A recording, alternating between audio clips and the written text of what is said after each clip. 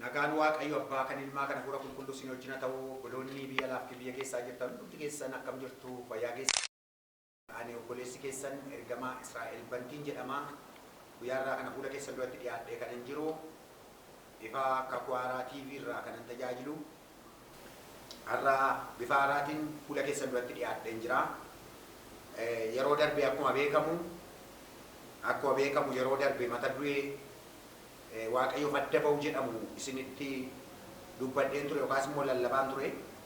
Har'as mata duree sana hin fidne sababa ta'eef mata duree sana qabadheen fuula keessan duratti dhiyaadhee jira. Waaqayyo adda ba'u waan jedhamu irratti gaafa sana wantani dubbadhee darbe keessaa seera uumamaa boqonnaa 12 akkasumas immoo Luqaas boqonnaa 14 irra isa jiru dubbifanneeti kan hin jalqabnee turre. Har'as isa dubbiseetanii garuma sanatti sin deebisa. Nan dubbisa maqaa Gooftaa Yesuusiin. Seera uumamaa boqonnaa 12 lakkoofsa 1 kaasee hanga 3 akkana jedha. Waaqayyo gaaf tokko Abrahaamiin biyya kee keessaa, lammii kee keessaa, maatii abbaa kee keessaas ba'iitii gara biyyaan si agarsiisuu dhaqi. An saba guddaa sin godha, sin eebbisas, maqaa kee nan guddisa, eebbaas hin taata. Warra si eebbisan nan eebbisaa, warra si salphisan nan abaa. Qomoon biyya lafaarraa hundinuu sababii keetiif hin eebbifamu jedhee jira. Galanni Waaqayyo fata. Luqaas boqonnaa 14 irra immoo akkana jedha. Namni gara koo dhufu abbaa isaatiif, haadha isaa, haadha manaa isaatiif, ijoollee isaa, obboloota isaatiif, obboleettota isaa, ofii isaas ana caalaatti kan jaallatu bartuu koo ta'uu hin danda'u. Bartuu koo ta'uu hin danda'u. Maqaan Waaqayyo bara baraan eebbifamu. Kanarra dhaabadheen yeroo darbe waa'ee Waaqayyo adda ba'uudhaan dubbadheen ture. Kakuu moofaa keessatti Waaqayyo Abrahaamiin waamee seera uumamaa boqonnaa 12 irratti Abrahaamiin waamee, Abrahaam immoo qomoo isaa keessaa ba'ee zarii isaa keessaa iddoo jiru hundumaatii ba'ee Waaqayyoof eebba guddaa biyya lafaa kanaaf eebba guddaa akka inni ta'e ilaallee darbine. Akkuma kanallee Elsaan namni Waaqayyoo namni abbaa qabeenyaa ta'e gaafa Eliyaas gara isaa dhaqee waamu, Waaqayyo si barbaada jedhee waamu, wanta qabu lafa buusee ba'e, wanta qabu gatee duukaa ba'e. As keessatti immoo seera Kakwaaraa keessatti immoo gaafa duuka buutotatti dubbatu Gooftaan Yesuus Kiristoos namni abbaa isaa, haadha isaa, haadha manaa isaa, ijoollee isaa, hiriyoota isaa hundumaan hin dhiifne bartuu koo ta'uu hin danda'u. Ofiisaas kan hin dhiifne dhaqeetti dubbatu. Ofiisaas kan hin dhiifne bartuu koo ta'uu hin danda'u. Kanan dubbadhee darbe. Sana keessatti maalirraa adda baana gaafa jennu ofii keenya dhiisuu danda'u nurra jiraataa jedheen dubbadhee ture. Inni lammaffaa immoo biyya lafaa dhiisuutu nurra jiraataa. Biyya lafaa soba ishee, ejja ishee, hanna ishee, saamicha ishee, ol balleessuu ishee, zinnaa ishee, maaloo ishee dhiisuu danda'u nurra jiraata waan jedhamu dubbadheen darbe. Innaa eddasii booda immoo akkamittiin adda baanaa waan jedhamu irratti gaafa dubbadhu qulqullaa'uudhaan adda baana. Of qulqulleessina. Isa kan biyya lafaa uffata ishee baafneetti buufnee kan Waaqayyo uffata Waaqayyo uffachuu danda'u nurra jiraata. Isa kan biyya lafaa ganuu danda'u nurra jiraata. Isa kan biyya lafaa dhiisuu danda'u nurra jiraata. Isa kan biyya lafaatti uffachuu danda'u nurra jiraata. Isa kan Waaqayyo uffachuu danda'utu nurra jiraata jedheetan dubbadhe. Lammaffaa irratti immoo maalan jedhee lammaffaa irratti immoo caalanii argamu waan jedhamu. Biyya lafaa hin caalla, qabeenya ishee hin caalla, caallee argamuu danda'utu nurra jiraata. Daani'eel boqonnaa 6 gaafa dubbifattan biyya Kaliidotaa keessatti caalee argame. Kanaaf caallee argamuu danda'u nurra jiraata. Ofii keenya Waaqayyoof gaafa laannu caallee argamuu, ofii keenya adda baafna gaafa jennu caallee argamuu danda'utu nurra jiraata. Maqaan Waaqayyo bara baraan eebbifamu. Egaatii boodarran isinii kanadha akkuma kanatti itti fufaa. Ammas itti fufiinsaan kutaa lammaffaa kan ilaallu sadaffaa irratti maalin jedhaa? Bakka Waaqayyo nu arguu danda'utu nurra jiraata. Bakka Waaqayyo waaqayyo nuuf ilaale. Eessa nuuf ilaale waaqayyo? Eessa siniif ilaale waaqayyo? Bakka waaqayyo nuuf ilaale arguu danda'u dura jira. Kunni kallattii baay'ee irratti adeema. Abrahaamiif waaqayyo kottuuti biyyaaf eebbasi godhaa. Qomoo biyya lafaarra jiraniif eebbasi godhaa. Naaba iddoo sanaa hennaan Abrahaam kallattaan iddoo waaqayyo isaaf ilaale sana argee bahe.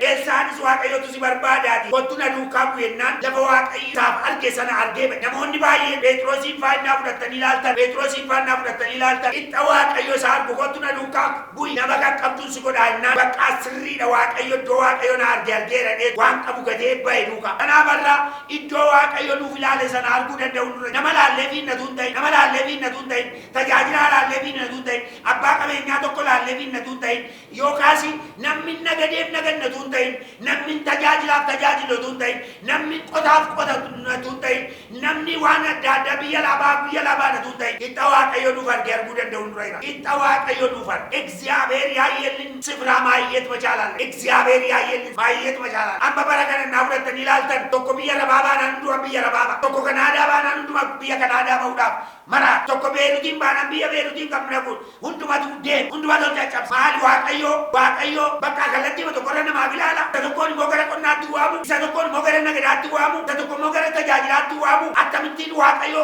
sima tokkicha nama hundumaa gara kallattii tokkorra oofu kun anatti natti bakka dhaabadhaa laala. Lafa waaqayyo sinii arge arga. Lafa waaqayyo sinii qopheesse hin wadha. Lafa waaqayyotti si waamu barbaadu wadha. Dhaggeeffadha ilaala arga maleessa ol duukaa tokkoon nagada taanaan nagaduma tokkoon daldala taanaan daldala tokko tajaajila taanaan duukaa fi ayidalle baamicha adda addaa nu qaba waaqa hojii adda addaa nu qaba waaqa adda baafachuu dadhabe.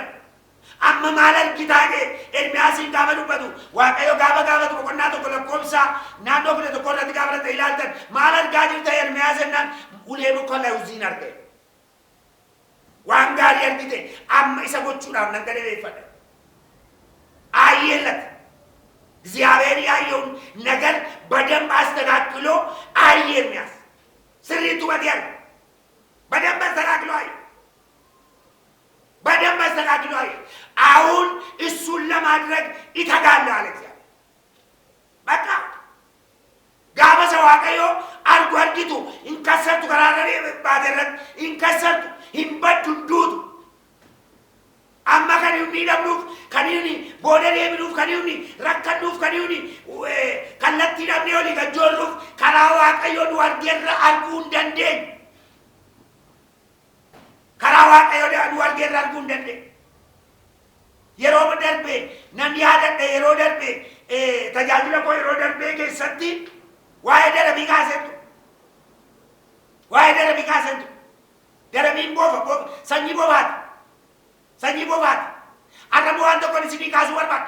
Darabiin suni garuma deemtutti deemti. Manaa kee baati. Girgiddaa manaa kee baati. Lafa urtee kee deemti. Ija qabdu. Eegee qabdu. Mataa qabdu.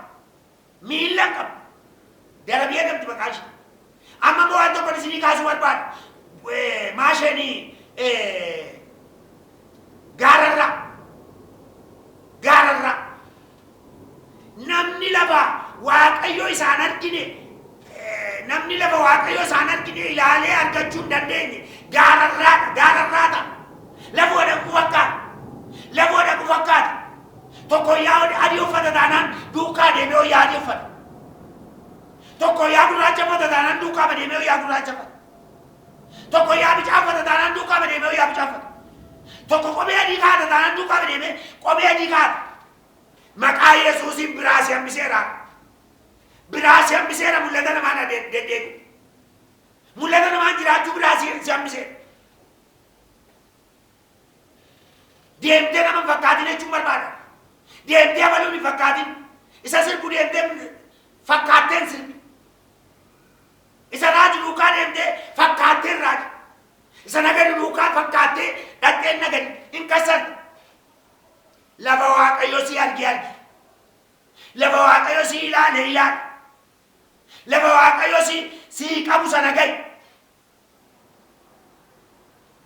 Eeno nagadatu waaqayyo nagada si arge taanaan qixxa sana ilaali hubadhuuti bira gahi. waaqayyo taanaan tajaajila sana iddoo Waaqayyo si erge sana ilaaliif dhaqe. Qonnaa si erge taanaan lafa qonnaa sana bira amma geessutti hubadhuuf dhaqe.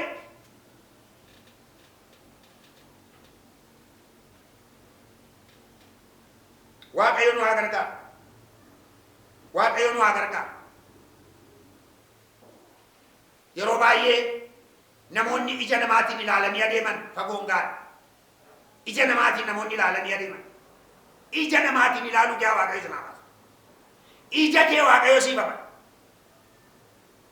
Ija namaadhaan ilaalanii adeemu. Nama jaamaa gaafa harkisanii adeeman. Namoonni nama jaamaa harkisanii adeeman.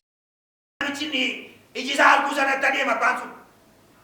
Muka wayii itti laateetu mukicha qabaa isaaf deema.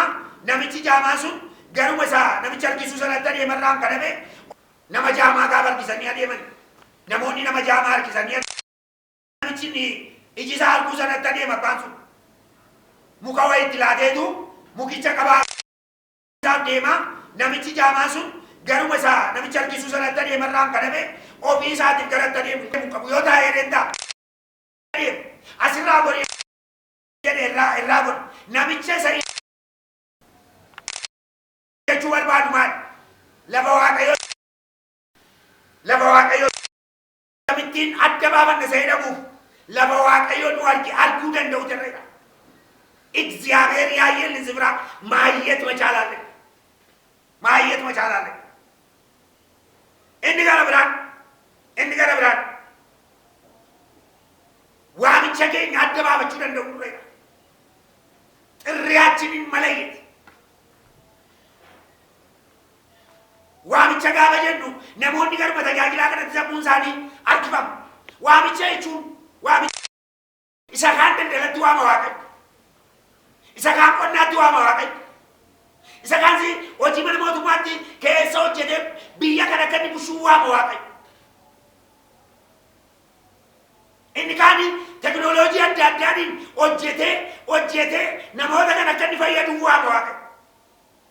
Garuu adda baafachuu danda'u nurra jira. ጥሪያችንን መለየት iddoo kam taa'e siin jedhe Waaqayyo. Iddoo kam ooli siin jedhe Waaqayyo. Karaa kamirra deemi siin jedhe Waaqayyo. Adda baafadhu. Waaqayyoof adda ba'u kan jedhamu keessatti waamicha keenya beekuutu nurra jiraata. Waamicha keenya beekuu danda'u. Daldalaan waamamte taanaan bakka deemtee dhuftee waldaa kiristiyaanaatti tajaajilta horii keeti. Maal rakkina qaba? Siyaasa adda addaadhaaf waamamte taanaan biyya kana ittiin tajaajiluu jechuun waldaan kiristiyaanaadhaa biyya keessa jirti. Naannee waldaa kiristiyaanaa ittiin tajaajiluu dandeessa. Garuu inni barbaachisaan waamicha ofii adda baasu. Inni kaanitu addan baasiin ka'ee ituu fagoon ka'in deebi'a. Ituu fagoon ka'in deebi'a. Ituu fagoon ka'in dhaabata. Ituu fagoon ka'in karaarra ba'u wallaan. Karaarra deemu wallaan. Attamitti akka deemu wallaan. Nama jaamaa ta'a. Nama bakka namaan adeemu ta'a. Nama namaan adeemu ta'a. Kanaaf waamicha keenya adda baasuu danda'uun barbaachisaadha. Inni kaan deemee kassara. In kassara deeme. Nama laalee ka'e sababii deeme. Daldala xinnoo ishee dhaqee jalqaba. Dhaqee ituu manni ji'a lama sadii ituu hin ta'in harkatti rukutama. In kassara balbala cufee gala. Balbala cufee gala. Namoota nama laalanii ka'anii dhaqanii mana nagadaa banatanii kassaran baay'ee beeku. Namoota nama laalanii ka'anii biizineesii adda addaa babbanatanii ittiin hojjechuu ba'anii dhaqanii kan mootummaas fudhatanii ofii isaaniif jalqabanii kisaaraa guddaa keessa galanii waan godhan wallaalanii waliin buburjaanii badan namoota baay'ee beeku. Namoota baay'ee xirriyaachawun baalamaa waqaachoo የተነሳ waamicha isaanii adda baafachuu dadhabuurraan kan ka'e waamicha isaanii adda baafatanii adeemuu dadhabuurraan. Inni gara biraan nama murteeffataa ta'u nama murteeffata nama murteeffata. Namni murteeffataan biyya lafaa keessatti illee barbaachisaa, mana Waaqayyoo keessatti illee barbaachisa. Namni murteeffata. Guyyaa tokko Phexros akkana jedhe. Phexrostu dhaqeenan warra keenyatti nagaadhaan madhee deebi'aa ittiin jedhe. Innaan du'a isaanii awwaallataniiti na duukaa bu'atee. Garaa isaatu borcame. Garaa isaatu borcame. Waaqayyo si waama, gooftaan Yesuus si waama, inni waan biraasa. Garaan isaa borcamnaan du'a isaanii awwaallataniiti atti kattu na duukaa bu'e. Waan jechuun barbaade nama gara kuteessa ta'u. Nama gara kuteessa ta'uudhaaf fakkeenya gaarii kan nuu ta'an tokko warra akka Abrahaam fa'i. Abrahaam baay'ee nama gara kuteessa. Baay'ee nama gara kuteessa. Qe'ee abbaa isaatii dhiisee ba'uun gara kuteessa isa godha. Zarii isaa dhiisee ba'uun gara kuteessa isa godha. Aadaa isaa dhiisee ba'uun gara kuteessa isa godha. Inni gara biraanoo warra biyya Kaldayotaa keessa jiran Sidraaq Misaaq Abdanaagoo waaqa. Akkana jedhe Sidraaq Misaaq Abdanaagoo nuyi waaqa sin abdan waaqolii biyya ormaa waaqa bifa fakkeenyaarraa hojjetame kanaaf hin sagadu. Abiddi sin nuu qabsiiftan kun yoo nu gubellee nu guba maleessa. Waaqayyo nu oolchuu baatellee nu adiisu malee nu isuma keessa seenna jedhan. Qorraatsa. Kaayyoo kaaniifitti namoota gara kutatu. Gara kutummaan barbaachisa. Lafa dhanitti garaa kutadhaa deema. Hin nagaddu yoo taatan garaa kutadhaa deema. Hin tajaajiltu yoo taatan garaa kutadhaa tajaajila. Biyyoota adda addaa deemtanii hojjechuu barbaaddu yoo taatan garaa kutadhaa deema. Hin borcamina. Olii gadi raafamina. Si'a tokkos buutanii si'a tokkochi bu'ina. Si'a tokkochi ilaaltanii si'a tokkos hin ilaalina. Isa kanan naa ta'in na laata. Isa kanan naa ta'in na laata hin jedhina. Ofirraan gala gaggalina. Gara kuteessa ta'an jedhan. Maqaan Waaqayyoo bara baraan eebbifama. Inni gara biraan gaafa Waaqayyoof adda ba'a. Maaltu nuuf ta'a? Seeraan gaafa Waaqayyoof adda ba'an maaltu nuuf hojjetama, maaltu nuuf ta'a? Inni tokkoffaan gargaarsa Waaqayyootu nu wajjin ta'a. Gargaarsa Waaqayyootu nu wajjin ta'a. Waaqayyoo nu wajjiniin ta'a. Lafa dhannutti Waaqayyoo nu wajjin ta'a. Akkana jedhe Isaayaas boqonnaa 45 irra gaafa ilaaltan Qiiroositti gaafa dubbatu maalittiin jedhe Waaqayyoo gara hidhattu hundumaatti si wajjinan ta'a. Balbaloota sibiila boorrajii fuula kee duraan hurreesse. Danqaraa sibiilaa nan caccabse. Balbaloota kallattii adda addaa irratti banamanii jiran fuula kee duratti sii bal'aadhe. Isa ol kaa gadi hin qabe. Isa gadi jedhaan moolan sii qabe. Si wajjinan taa'e Waaqa. Si wajjinan ta'a. Si wajjinan ta'a. Gaafa Waaqayyoo adda baanu Waaqayyoo mata ofii isaatiin wajjin ta'a. Gaa'ila keenya wajjin ta'a. Biizinesii keenya wajjin ta'a. Nagada qaqqabnu wajjin ta'a. Tajaajila keenya wajjin ta'a. Qonnaa keenya wajjin ta'a. Waan hojjechaa jirru wajjin ta'a. Sababiin isaa sirreeffannee kaani sababii nu wajjin ta'a. Nu wajjin ta'a. Seeroo waan qonnaa kun ishee irra ilaaltan Waaqayyo Abrahaamitti gaafa dubbatu. Kanaan booda Waaqayyo gara Abrahaamiin dhufee ansiif gaachana geeti. Ansiif gaachana geeti. Ittiin jedhee. Bakka kana booda nasi wajjin ta'a. Kana booda deemsi kee deemsa kooti. Kana booda hojiin kee hojii kooti. Kana booda mul'ati kee mul'ata kooti. Waaqayyo si wajjin ta'a. Gaafa Waaqayyoof adda baanu. Waaqayyo mata ofii isaatti si wajjin ta'a. Mana kee keessa Waaqayyootu jira. Gaa'ila kee keessa Waaqayyootu jira. Hojii kee keessa Waaqayyootu jira. Adeemsa kee keessa Waaqayyootu jira. Tajaajila kee keessa Waaqayyootu jira. Waaqayyootu keessa jira. Atti xaraadha. Ziyaabeer kaantee qaaba. Inni gara biraan si eebbisa Waaqayyo. Yibaarrikaa Ziyaabeer. Yibaarrikaa. Seeroo waan boqonnaa 12 silan dubbise keessatti dhaqaa laala. Yibaarrikaa haalleewwan. Si eebbise. Zarii kee eebbise. Biyyaa bansi godhaa. Qomoodhaaf eebba taate. Eebba abbaa biyya lafaa kanaa taate. Eebbi kana qaaluu isa jiru. Gaafa waaqayyo fadda baanu waaqayyo nu eebbisa. Galanni waaqayyo fadda. Gaafa waaqayyo fadda baanu kallattii irra deemnu irratti waaqayyo nu eebbisa. Eebba waaqayyootu mana keenya keessatti dhangala'a. Eebba waaqayyo karaa keenya irratti dhangala'a. Eebba waaqayyo jireenya keenya irratti dhangala'a. Maqaa Yesuusiin isinii fadha.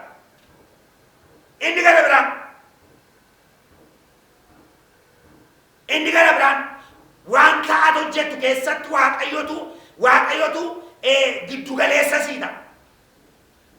Giddu galeessa. የእግዚአብሔር ጣልቃ ገብነት ይሆንልሃል።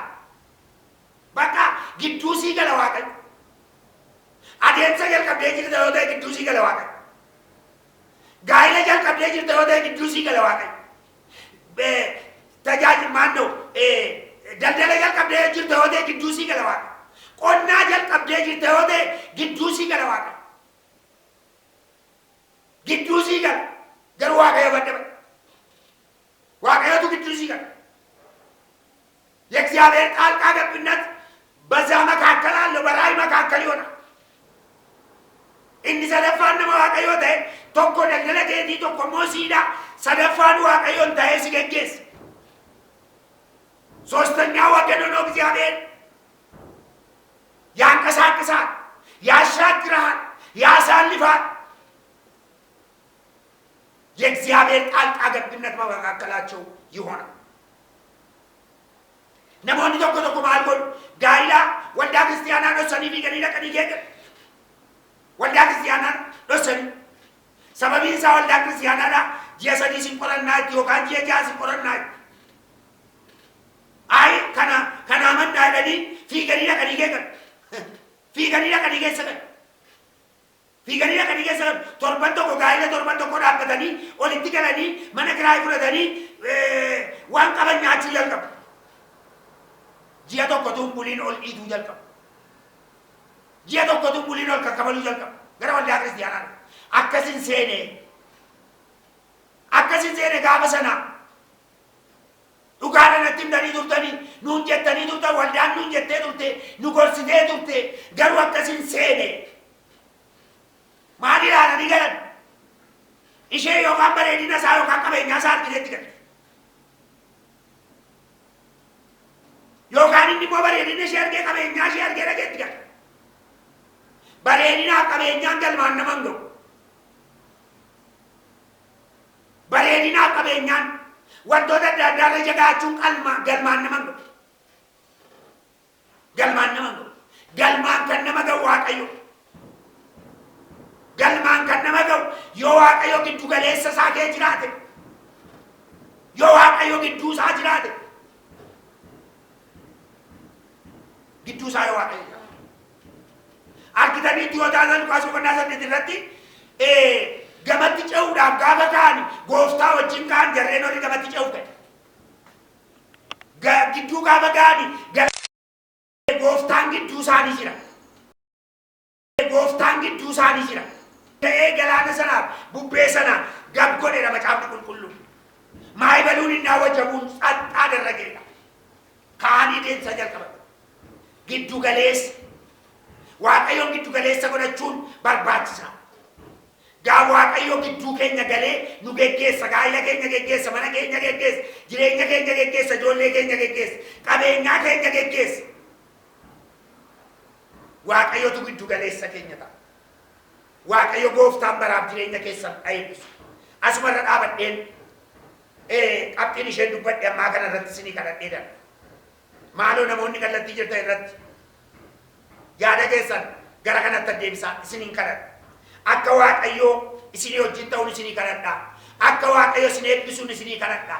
Akka waaqayyoo dhimma keessan gidduu galee isin geggeessuun isinii kadhadha. Yaa waaqayyo abbaa keenyaaf gooftaa keenya sin kadhadha. Ati waaqayyo saba kanaa wajjin ati gaa'ila isaanii wajjin ta'e. Wajjin ta'e waan isaan hojjetanii wajjin ta'e tajaajila isaanii wajjin ta'e inni gara biraan isaan eebbisi gadi ba'uutti isaan eebbisi ol galuutti isaan eebbisi gaa'ilaa isaan eebbisi hojiidhaan isaan eebbisi mul'ataan isaan eebbisi nagaadhaan isaan eebbisi inni gara biraan yaa waaqayyo gooftaa giddu galeessa isaanii taate waan Yesuusiin si gargaara eebbifa.